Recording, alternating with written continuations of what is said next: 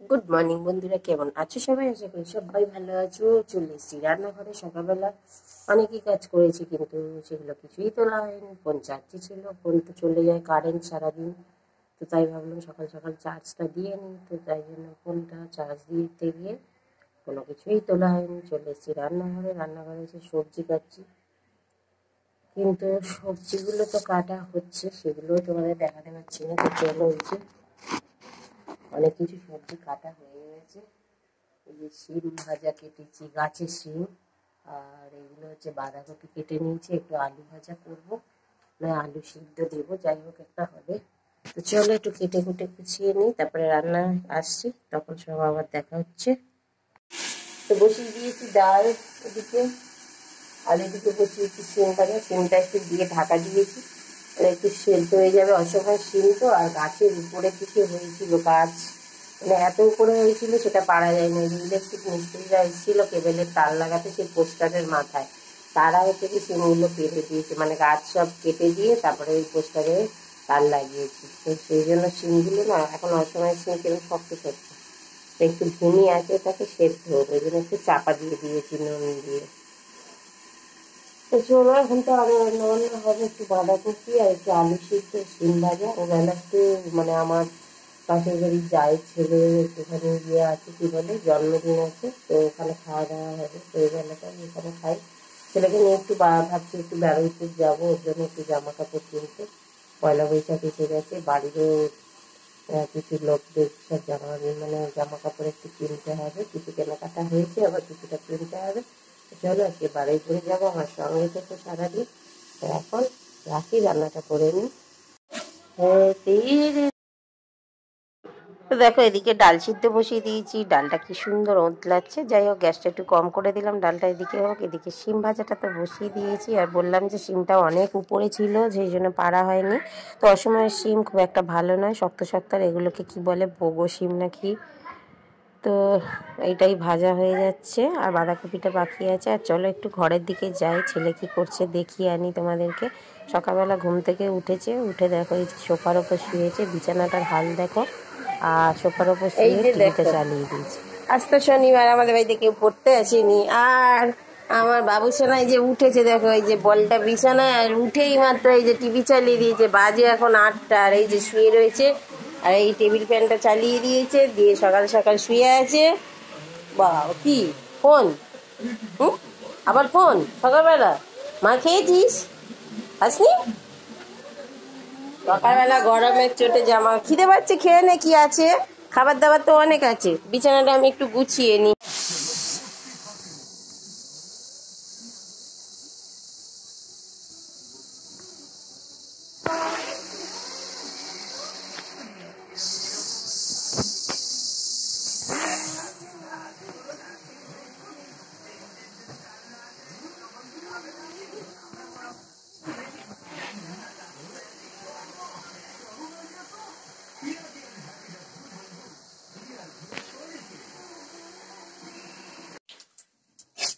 তারপরে এই জিরে তেজপাতা শুকনো লঙ্কা ফোড়ন দিয়ে নিয়েছি, নিয়ে যে রান্নাটা করে নিচ্ছি, একটু আলুগুলো ভাজি, তারপরে বাঁধাকপিটা একটু দেবো। আর ওদিকে ডাল তো প্রায় সিদ্ধ হয়ে এসেছে। ছেলে গেল একটু পাউরুটি আনতে, ও আনুক, ওকে একটু ডিম টোস্ট বানিয়ে দেবো আজকে। ভাত খেতে চাইছে না, ঠিক আছে, যতজন যেটা খেতে চাই সেটাই দিই। আজকে বললাম মা একটু অন্য কিছু বানিয়ে দেয়, দেখি ডিম টোস্ট খাই না, বাটার টোস্ট আসলে তারপরে করে দেবো। তো চলো, জিরে তেজপাতা শুকনো লঙ্কা দিয়ে আমি একটু বাঁধাকপিটা বানিয়ে ফেলি। ও বাবা, পাউরুটি কি খোলা কাগজে দিয়েছে নাকি আজকাল? না, তাহলে ও কাগজে ফেলে দিয়েছো। আর পয়সা কই?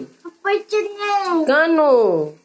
ওইটা কি বাবা, চকলেট খাবি সকালবেলা? জেলি লজেন্স নাকি?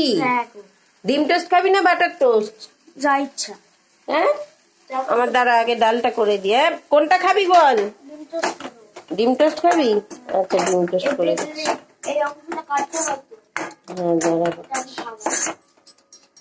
না, বাটার টোস্ট খেয়ে নিবি, ডিম ভাজা ভাত দিয়ে খাবি, দুপুরে ভেজে দেবো গরম গরম। আচ্ছা ঠিক আছে, দিচ্ছি।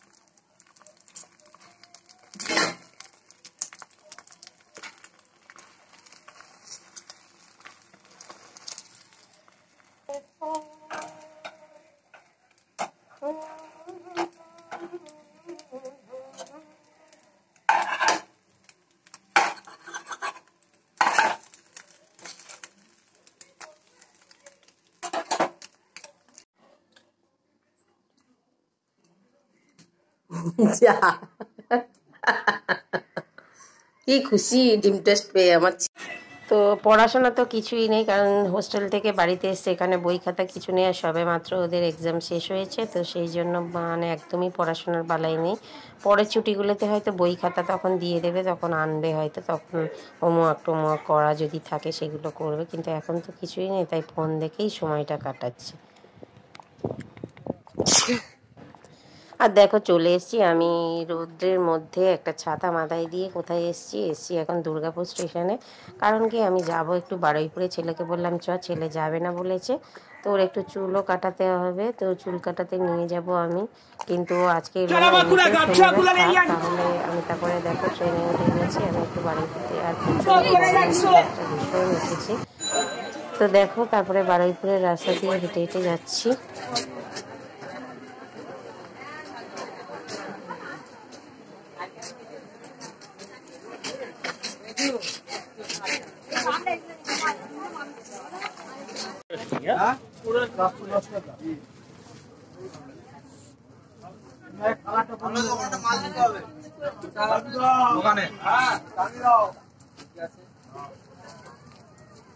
মাছ দিতে হবে, বাবুতে আছে মাছ দিতে হবে।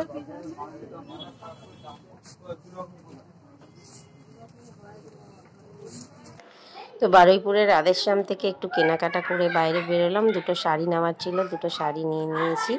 আর নিয়ে আমি যাচ্ছি রাস্তা দিয়ে, রাস্তায় এখন সেল, এদিকে ঈদ এদিকে সেল।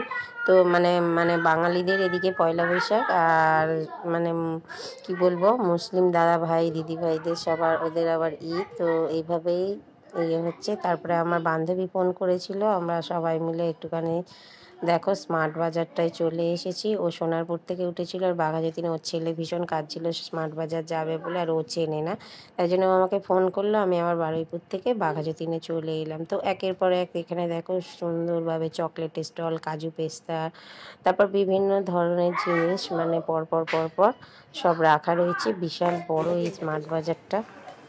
বন্ধ হয়ে যাচ্ছে আবার, তুই এলি আর আদিতা এলো না, কবে থেকে বলে স্মার্ট বাজার, কিন্তু খেলার এমন চক্কর সে আর এলোই না।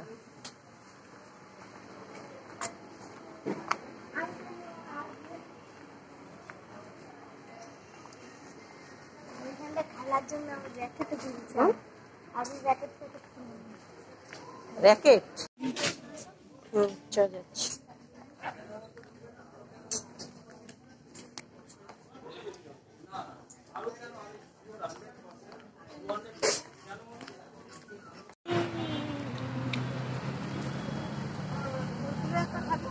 তো যাই হোক, আমরা তিনজন মিলে আইসক্রিম খেতে খেতে আজকের ভিডিওটা শেষ করব। স্মার্ট বাজার থেকে বেরিয়ে গেছি আমরা কিছু কেনাকাটা করে, এবার আমরা বাড়ির দিকে রওনা হচ্ছি। তো আজকের ভিডিওটা কেমন লাগলো অবশ্যই বলো, ভালো লাগলে একটা লাইক কমেন্ট করে দিও, পাশে থেকো, সঙ্গে থেকো, অনেক ভালোবাসা দিও, অনেক ভালোবাসা রইল তোমাদের জন্য। তো চলো টাটা সবাইকে।